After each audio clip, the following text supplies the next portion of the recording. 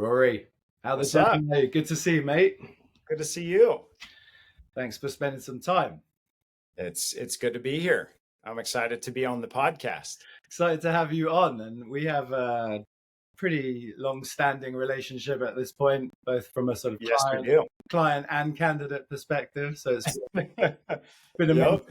been amazing to chart your career and sort of see where you've got to over the years. It's been fantastic, actually. But for those Yeah. maybe that aren't familiar with you, I'd love to just get a brief overview of how you kind of got to where you are along the way.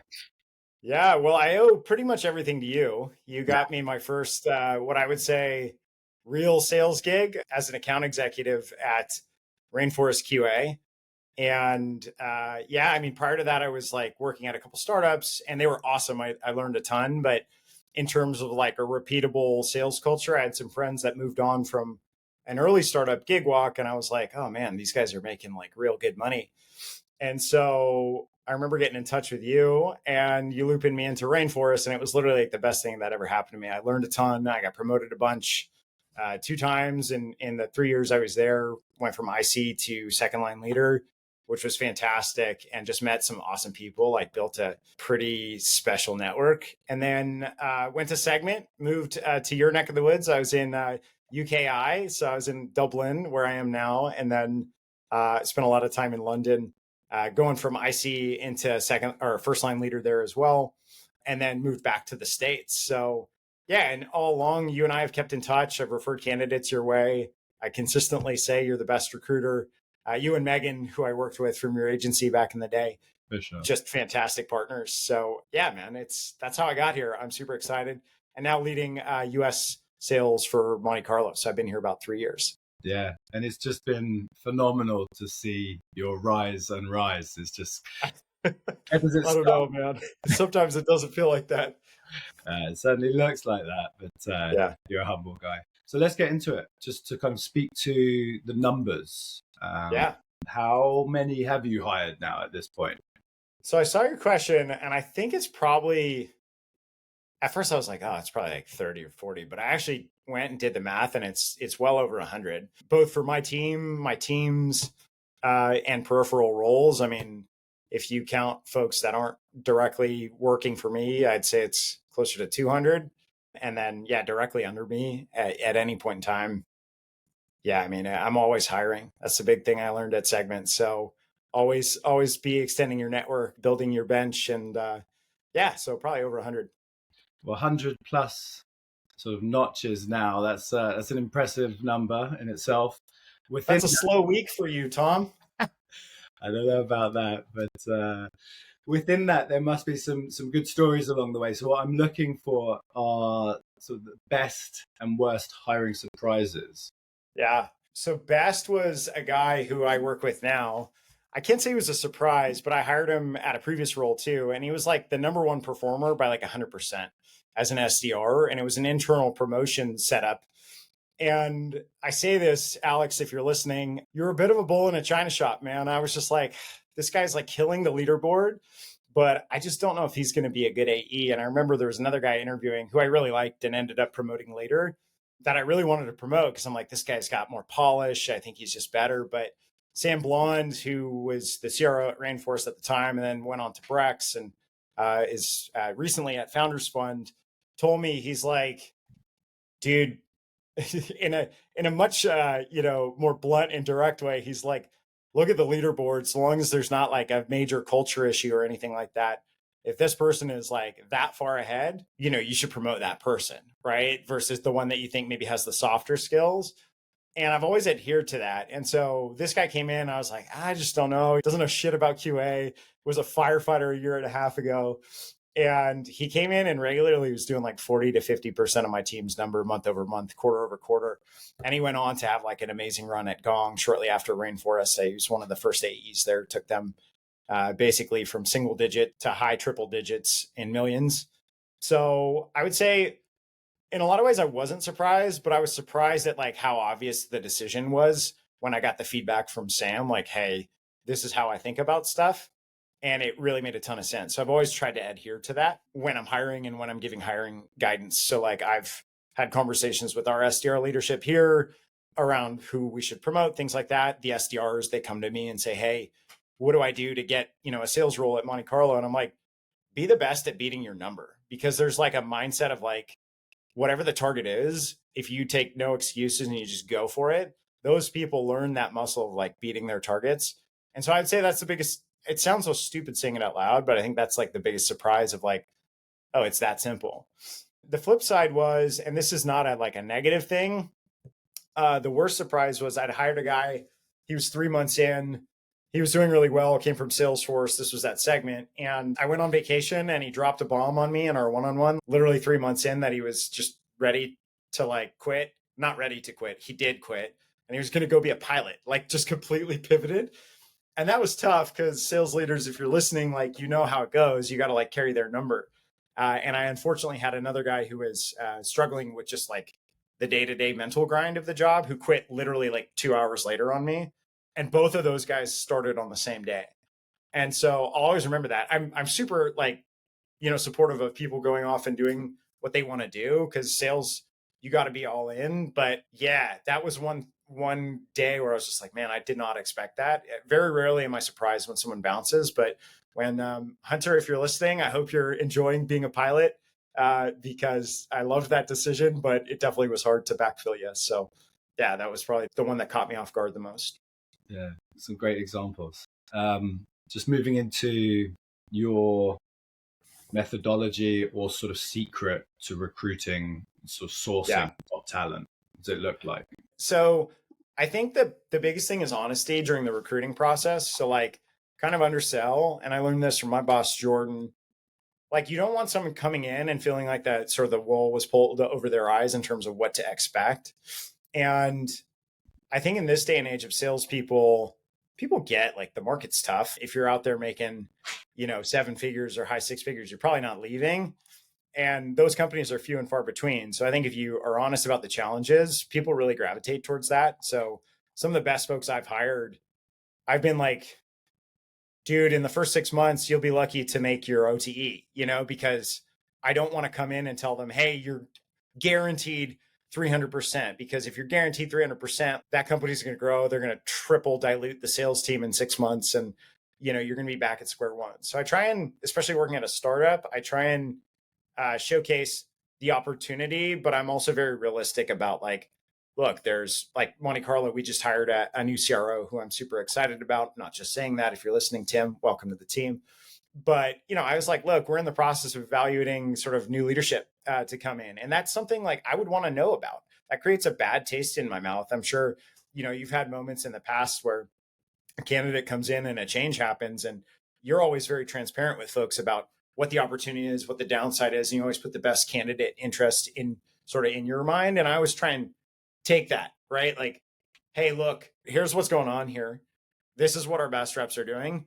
Here's an example profile of who hasn't been successful. And then, let them make the decision for themselves. You never want to seem too desperate either.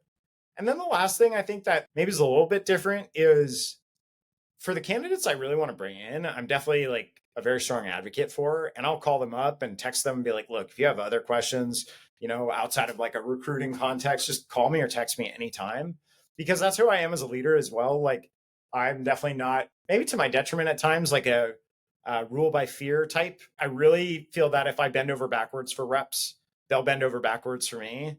And then what I will say is like, I'm quick to move the ones who don't out of the business, but I definitely don't endorse like a fear-based style of leadership. And so when folks are asking me questions off the cuff or like texting me, I'm always responsive, and I try and be like really sort of positive and engaging and friendly, because I think, one, you're sort of the tip of the spear for the company from a recruiting standpoint. And two, like, the world of sales has changed, and the demographics and the folks that are getting into this role are very different from what they were maybe 20 or 30 years ago. And so I think a lot of folks really want to know that a sales manager is someone that they can relate to and almost kind of be like a half therapist at times, which sucks, but like, it's a hard job. I had an old CRO that used to say like, look, you got to learn, earn, and grow. But he'd also say the flip side, internally, very few of us are in this just for fun, right? You want to make money and you want to grow your career. And so I always keep that in mind. It's like, you got to have a balance of both, and you got to communicate that to the candidates for sure. Very good. So lots of interviews across the years. Yeah.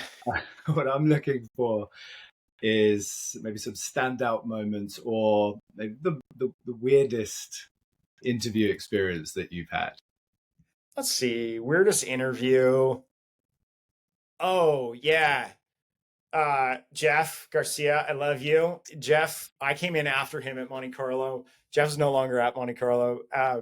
My first interaction with Jeff, my boss Jordan was like, "Hey, I want you to go talk to Jeff." Jeff was like the top ever rep at Looker. And he was like, it's evident when you work with him, this guy is talented. And I was coming from mid-market leadership at Segment, which was sort of like the equivalent of Monte Carlo's enterprise. And Jeff was working like Walmart at Looker, right?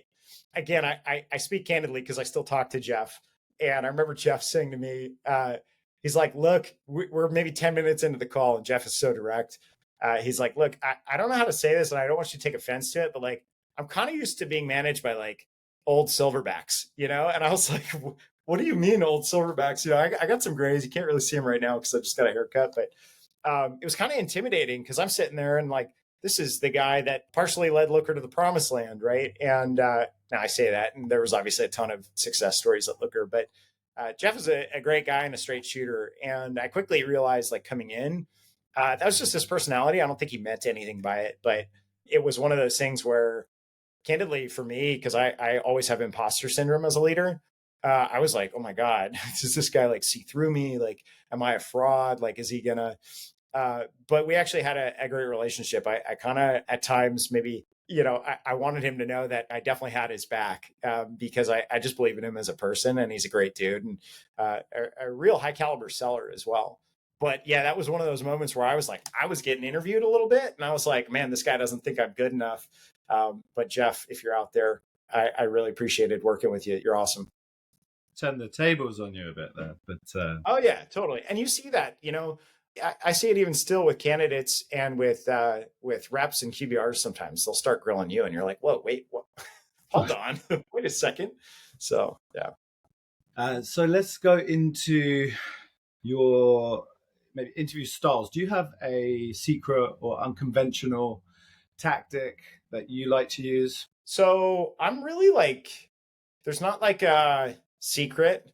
I think like anything else, one, you got to be really consistent with recruiting. So if you're in a high turnover sales environment or just a high growth sales environment, like 50% of your job is recruiting. And I learned that at Segment. I remember when I was first interviewing, getting promoted to being a leader at Segment. I'd done well as an AE, and I'm interviewing at the time. And my boss, Jerry Tracy, who led EMEA for Segment, said like, "How much of your time do you think you should be like recruiting?" And I was like, "I don't know, like 5, like 5%. And Jerry's like 50%. And to me, that was like mind blowing. And I didn't realize it until I really got into it. But now I'll get into like the questions I asked. But the reason is like, if you have good people on board, your job as a sales leader becomes really easy. So a couple things. I talked about like my secret weapon, quote unquote, for like attracting talent and being honest with them. But I think like the things I look for in a candidate, first and foremost, can they identify patterns, right? So I'm a big believer in MEDPIC and command the message, but can they identify patterns and then like qualify against that framework? So that's really critical. I think the second thing that I see a lot of hesitancy around is, how does someone feel about going high early? Now, look, if you're in a PLG sales motion and you're selling $90 deals a month or something, you don't need to go high, right? Just someone signs up on a credit card. But what my experience has been is for enterprise sales, when you're selling $500,000 ACV or $250,000 or a 7-figure deal, the big head honchos know about those deals early. They know about what's going on. And if I hear reps that don't like that, or like, "Hey, I need to build up a little bit more." I mean, look, there's always a time and a place, but often that's just an excuse for not wanting to burn someone as a champion. But in reality, all it is a test as to whether they are a champion or not. So the second thing I look for is, do they want to go high, and do they have any sort of aversion or allergy to going high? And then the last thing, which might sound a bit like a profiling exercise, but it's truly not, is putting someone in front of a CEO, right? The question I asked myself, and this was guidance I received, so this is not like original, but you ask yourself like, "Hey, would I feel comfortable putting them in front of the CEO of, American Airlines, or X company, right? If you're going and transacting a 7-figure deal or high 6-figure deal, the odds are you're going to be putting that person there. And it's not about like presentation skills or appearances or anything like that. It's how competent and how confident, how does this person carry themselves? Do they follow up? Do they prepare? All those kind of things. That comes across very evident in interviews. For example, Alex Lynn, who I told you is like one of the best sales reps I've worked with, works with me now at Monte Carlo. I have probably 8,000 text messages 24/7 throughout the day from Alex asking me questions, doing follow-up, eliminating any doubt that I might not hire him. I'm like, dude, like I'm going to hire you. But, like that sort of due diligence and follow-up is something that's indicative to me of, okay, this person is someone I want to put in front of a leader and I trust. And recently I was at a dinner with the CRO of Snowflake. I did not belong in the same room as those people, but I was very like flattered to get tagged in for my CEO who was going out on mat leave. And I remember him saying he had a conversation with Frank Slootman and he was like, Chris, if there's ever a doubt, there's no doubt. Meaning, if you ever have a doubt about someone, there's a good chance that, not even a good chance, there's a 100% chance that that person's probably not a fit, either for your org or for your company or for your team, right? And so I actually really like that. And that's something in the back of my head. So I feel very confident about that org and the team that I have here. Like, there's no doubts. I feel like I have the right people on the bus. And so I encourage sales managers that I talk to and other folks that are hiring, like, look, if you have second thoughts about someone, don't take the leap, right? There's always gonna be another candidate. Very good. So let's round it out with the most important piece of wisdom on hiring you wish you'd known earlier. Yeah, it goes back to kind of what I learned a little bit about segment, but I think a little anecdote from my father-in-law, Max Kramer, sums it up best. So Max has done a lot of sales in his career, and the topic he was talking to me about had nothing to do with sales, in fairness, but he knows his way around the business. And his son, my brother-in-law, leads global sales for Looker as well. So there's a lot of sales DNA in that family. And Max was telling me this story about, I don't know if it was him because he used to coach basketball or his buddy or a book he read. So forgive me if I, am botching that, but he's talking to John Wooden, who's the famed coach of UCLA basketball, right? They won like 100 games in a row, several national championships, like amazing story. And he's basically saying like, look, these guys are running a full court press on my team. If you don't follow sports, all it means is like, you basically have a defense that's set up across the court and playing man on every single player on the team. And the team couldn't even advance the ball past the half. And the guy who's coaching the team goes to, whether it's my father-in-law or whoever, goes to Wooden and he says like, hey, how do you like coach around that? Usually there's like an outlet and you get a skill dribbler that can run up, whatever. And Wooden just says to him, get better players, right? And I think like the message there, which is like, look, sometimes you can't outcoach your way out of like not having the right people on the bus. And so I think that applies a lot to sales recruiting. As a sales manager, you can level up your B players, you can manage out your C players. The difference between like your star performers and even your A- or B+ players is night and day. It might be 3 to 4x performance.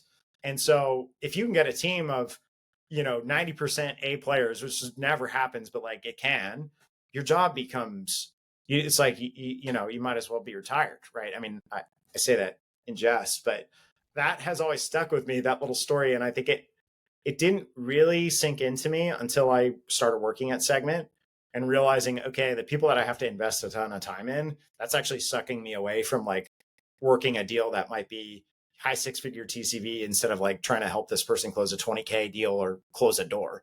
And so that's where I really shifted in my career because I came from being a teacher. And so I was like, I just want to help everyone. I want to elevate everyone. And ultimately, like you can't do that all the time as much as that's my natural instinct.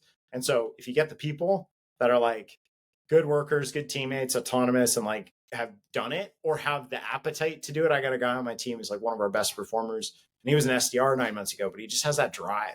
Those are the folks like you spend your time with. And I just didn't realize that early in my career because I thought I could like make everyone an A- player. But I'm like, look, I'd rather have 3 superstars and maybe 1 or 2 B players and coach those guys. But yeah, I would say that's probably the biggest thing. Yeah. Ruairi, you're a legend. It's likewise super evident that you care you care deeply. And I think, anyone that I've known that's worked either alongside you, beneath you, above you, the theme is consistently the same. And so anyone would be fortunate in my network to partner with yourself in the future, reach out to Ruairi when they're looking to hire again, because yeah, absolutely. Tom, thanks for having me, man. This was super fun. This was great. Thanks, Ruairi.